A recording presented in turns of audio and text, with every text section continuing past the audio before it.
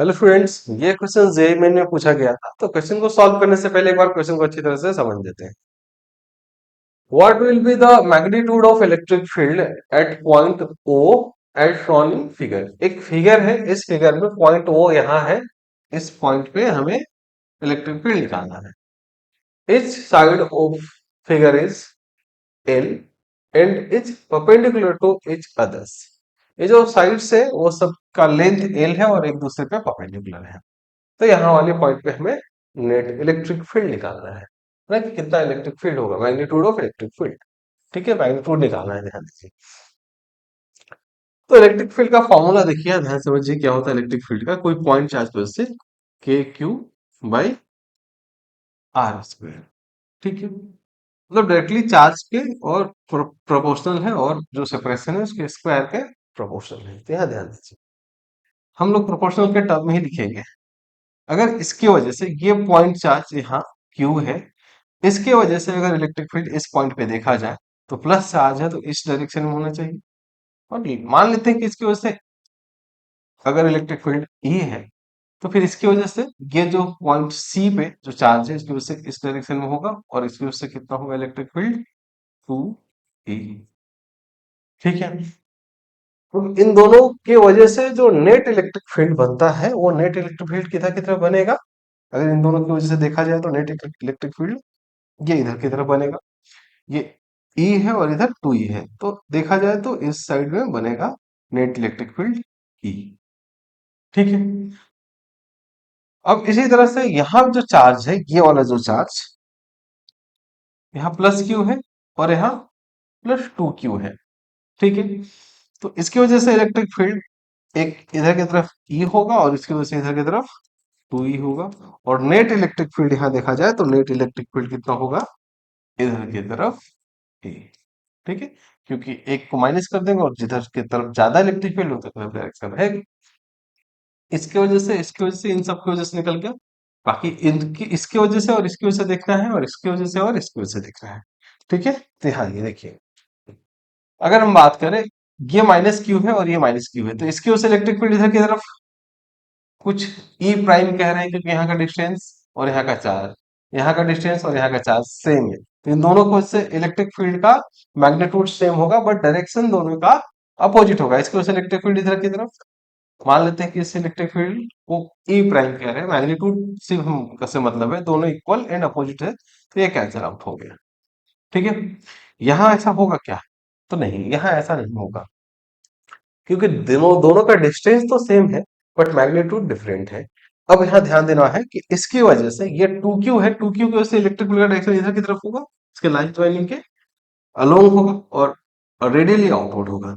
इसकी वजह से इलेक्ट्रिक फील्ड कैसे लिखेंगे, यहाँ ध्यान दीजिए। यहाँ अगर एल लिए थे और यहाँ टू क्यू था तो इस तरह से लिखे थे। इसकी वजह से इलेक्ट्रिक फील्ड जो हमें लिखना है वो कैसे लिखेंगे, यहाँ ध्यान दीजिए। ये डिस्टेंस कितना है यहाँ से, एल। ठीक है, ये डिस्टेंस एल है, सॉरी ये डिस्टेंस एल है और ये डिस्टेंस एल है, तो ये कितना हो जाएगा, L root two, two root two L, ऐसे डिस्टेंस हो जाएगा। ये जो ई है, इस ई को लिख लीजिए, ई कितना होगा, ई इज इक्वल टू के क्यू बाय एल स्क्वायर, ये वाला। अब इसकी वजह से जो इलेक्ट्रिक फील्ड है इसे हम लोग लिख रहे हैं, इसका, इसको कहते हैं ई वन कहते हैं। ठीक है, तो ई वन की अगर वैल्यू हम देखें तो ई वन कितना हो जाएगा, E one is equal to K, और चार्ज कितना, टू क्यू, और ये डिस्टेंस कितना, एल और रूट टू, तो एल रूट टू का स्क्वायर, यहां से लिखेंगे K two Q divide by L into two, ये टू से टू कट गया, तो यहाँ कितना, के क्यू बाई एल, जो कि ये किसके इक्वल है, ई के इक्वल है, तो यहाँ हम लोग ई लिख देंगे। ई वन का जो मैग्नीट्यूड आएगा ई के इक्वल ही आ गया। ठीक है, इतना को समझ आया होगा। इसकी वजह से लिखिए, क्यू की वजह से जो इलेक्ट्रिक फील्ड है, मान लेते हैं कि इधर की तरफ है, और ये कितना है, ई टू है।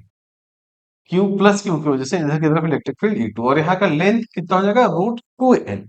ये वाली जो लेंथ है,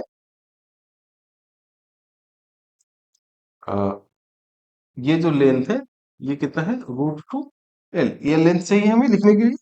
यहाँ देखिए कैसे लिखते हैं। ई टू कैसे लिखेंगे? ई टू इज इक्वल टू के, क्यू कितना है यहाँ, क्यू है, और डिवाइड बाई जो सेपरेशन का है उसका स्क्वायर, तो रूट टू एल स्क्वायर, जो कितना हो जाएगा के Q by two L square. इसे कह सकते हैं ई बाई टू, है ना, क्योंकि इस वैल्यू को हम लोग क्या कहते हैं, ई कह रहे, इसलिए यहाँ टू है, ई बाई टू हो जाएगा। देखिए, इधर से ई है और इधर से ई बाई टू है, तो जो नेट इलेक्ट्रिक फील्ड मिलेगा वो किधर की तरफ मिलेगा, हम लोगों को नेट इलेक्ट्रिक फील्ड मिलेगा इधर की तरफ। और कितना मिलेगा, ई में से ई बाई टू माइनस करेंगे तो यहाँ बचेगा नेट इलेक्ट्रिक फील्ड इधर से ई बाई टू। ध्यान समझिएगा कितना इलेक्ट्रिक फील्ड मिला, ई बाई टू इलेक्ट्रिक फील्ड मिला। तो नेट इलेक्ट्रिक फील्ड जब भी होगा तो इसी डायरेक्शन में होगा, और इस डायरेक्शन में कैसे दिखेंगे नेट इलेक्ट्रिक फील्ड को, तो दोनों अपोजिट डायरेक्शन में है, तो दोनों अपोजिट डायरेक्शन की वजह से हम लोग इलेक्ट्रिक फील्ड को लिख लेंगे। ठीक है, यहाँ इन दोनों को ऐड करेंगे तो इन दोनों को ऐड करने से इलेक्ट्रिक फील्ड कितना आता है, इसे और इसे ऐड करेंगे तो रूट टू ई, और इसमें से हम लोग को माइनस कर देना होगा E by two. Electric field को ई नेट लिखेंगे, E net is equal to root two E minus E by two. यहाँ से हम अगर टू की अगर कॉमन, वन बाई टू अगर कॉमन लेते हैं और ई बाई टू यहाँ से निकाल लेते हैं तो यहाँ बचेगा two root two minus one. ठीक है, और ई की वैल्यू जो है वो डाल दीजिए, कितना है यहाँ के क्यू बाई एल स्क्वायर। हाँ, एल स्क्वायर होगा, यहाँ एल स्क्वायर को हम एल स्क्वायर है। ठीक है, और two root two minus one, और के की वैल्यू लिख लीजिए one by four pi epsilon not L square Q two root two minus one. अब ध्यान से देखिए तो कौन सा ऑप्शन करेक्ट है इसमें, ऑप्शन एक टू रह जा रहा है। हाँ, ये टू रह गया था, टू, ये टू रह गया है, तो ये अगर हम बात करें तो यहाँ हम लोग टू और इसका स्क्वायर लिखेंगे। तो ठीक है, तो ऑप्शन वन जो है वो करेक्ट है, option one is correct option. Hopefully आप सबको समझ आया होगा। Thank you.